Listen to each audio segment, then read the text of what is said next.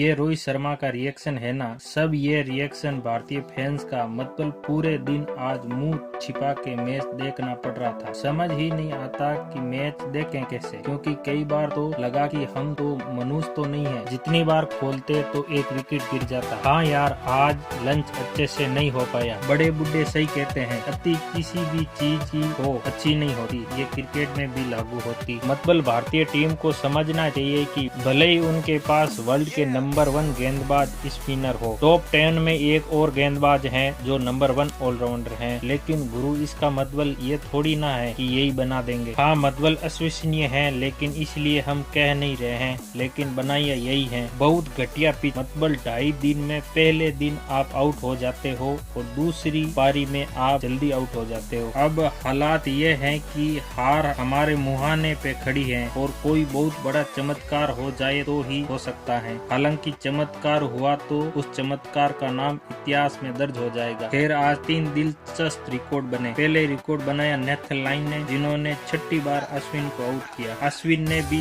उनको 6ठी बार आउट किया। बॉर्डर गावस्कर में नंबर 1 नंबर 2 पर आपस में संघर्ष चलता रहा। खैर, एक ये था। दूसरा, उमेश यादव ने रिकॉर्ड बनाया 100 विकेट टेस्ट इंडिया में, उनके लिए भी तालियां। तीसरा रिकॉर्ड रविचंद्र अश्विन का कपिल देव को पीछे छोड़कर हाईएस्ट विकेट टेकर नंबर 3 पे है। नंबर 1 पे अनिल कुंबले, नंबर 2 पे हरभजन सिंह, नंबर 3 पे रविचंद्र अश्विन। देखना है कि हार कितनी बड़ी होती है, इज्जत कितने से बच जाती है। लेकिन इस हार के लिए पिच काउंटर जिम्मेदार है, टीम इंडिया के बल्लेबाज भी जिम्मेदार हैं। इस जिम्मेदारी की आरोप प्रत्यारोप के बीच में लोगों को याद आ रहा है ऋषभ पंत। वही ऋषभ पंत फिट होने की लगातार कोशिश कर रहे हैं। फैंस कह रहे हैं, या तुम थे तो तुम्हारी कीमत समझ में आ रही थी। तुमने लाइन को जैसे पीटा था बॉर्डर गावस्कर में, वो दोबारा दिखाई नहीं पड़ा। और वही क्रूशियल इफेक्ट 40-50 रन का दिखाई पड़ रहा है। वही होते तो शायद हमारा मैच बन जाता। लेकिन आज ऋषभ पंत बहुत याद आ रहे हैं। फिर ऋषभ पंत आएंगे तब देखा जाएगा। भारतीय बल्लेबाजों को अच्छे से पता था भाई रन बनाना है, पिच खराब है, लेकिन संयम उन्होंने बरता नहीं और किस्मत उनके साथ थी नहीं। सुमन गिल आए। सुमन गिल को क्या कहूँ मैं, मतलब केएल राहुल को कैसे हम लोगों ने बाहर करवाया। अब लोग कह रहे हैं कि केएल राहुल बाहर गए, टीम इंडिया की किस्मत भी बाहर चली गई। हाँ, मतलब केएल राहुल खुद रन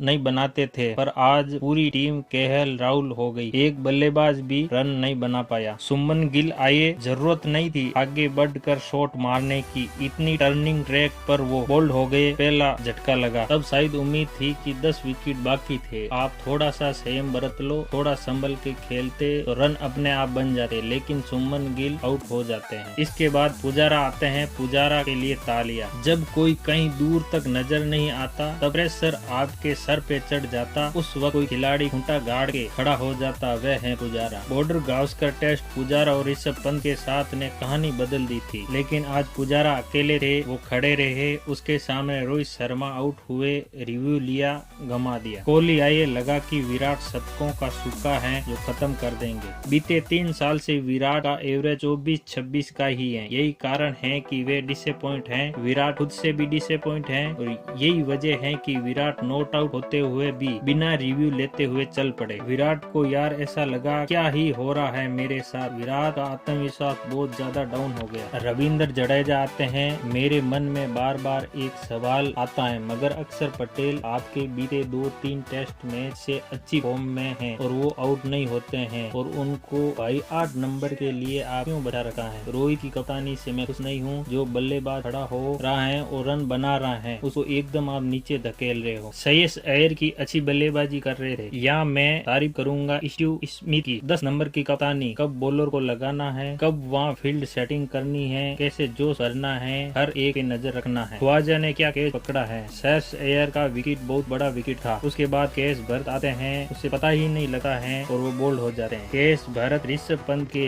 रिप्लेसमेंट बैट्समैन के तौर पे तो नहीं लगते हैं। Keeper is very good, is batsman disappoint. एक और सीन मैच में आ रहा है, उसका जिक्र करना है कि पुजारा और अक्षर पटेल खेल रहे थे। रोहित शर्मा की तरफ से मैसेज आता है कि क्या धीरे धीरे टुकु खेल रहे हो, छक्के चौके मारो। ईशान किशन दौड़ते भागते आते हैं, पुजारा को बताते हैं, पुजारा छक्का मारते हैं, लेकिन अगली बॉल पे आउट हो जाते हैं। फिर आइए उमेश यादव, LBW हो गए, रिव्यू मांगा, रिव्यू बच गया। अगली बॉल पे छक्का मारा, छक्का नहीं था, 1 इंच बच गया। कैच पकड़ा मारा गया और वो आउट हो गए। यानी किस्मत भारत के साथ नहीं थी। सेस एयर का भी कैच छूट सकता था, पुजारा का भी अच्छा कैच स्टीव स्मिथ छोड़ सकता था, उमेश का भी छक्का हो सकता था। पुजारा को डिस्टर्ब नहीं करते रोहित तो मैच थोड़ा और लंबा हो सकता था। रही कई कसर सिराज ने पूरी कर दी। सिराज ने लायन को आगे बढ़कर शॉट मारा और बोल्ड हो गए। भाई सुमन गिल आउट हो गए तो क्यों मार रहे थे? सामने अक्सर खड़ा था, 2-4 शॉट और मार लेते, 75 रन थे, वो शायद 100 हो जाते, लेकिन कैसे हो जाते? ऊपर के 9-10 ने गुड़ गोबर किया था, नीचे वालों से क्या शिकायत करनी। तीसरे दिन शुक्रवार को मेहमान टीम को 6 रन का छोटा सा टारगेट मिला। हालांकि अश्विन ने दूसरी बॉल पे उस्मान ख्वाजा को 0 पर आउट कर भारतीय फैन की उम्मीद जगा दी थी। भारतीय स्पिनर शुरू में